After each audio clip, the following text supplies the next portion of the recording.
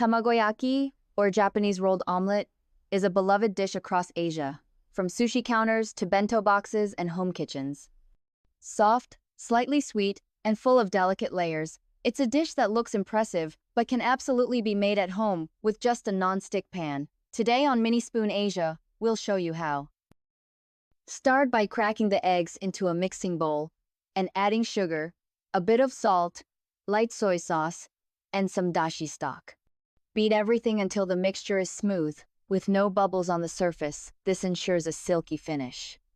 If you don't have dashi, you can use plain water, but the umami from the broth makes a big difference.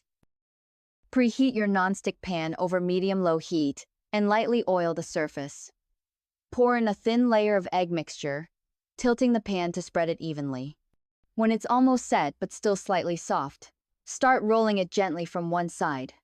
Push the roll to one end of the pan, re-oil, and add another layer of egg. Repeat this process 3 or 4 times to build up the layers. Lightly press the finished roll to shape it, then cook until lightly golden. Let it cool slightly before slicing. A successful tamagoyaki should be tender, moist, and show beautiful swirls when cut.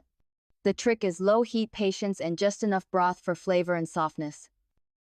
What you need is eggs 4, dashi stock 50 milliliters, sugar 1 tablespoon, light soy sauce 0.5 teaspoon, salt a pinch, oil for greasing the pan.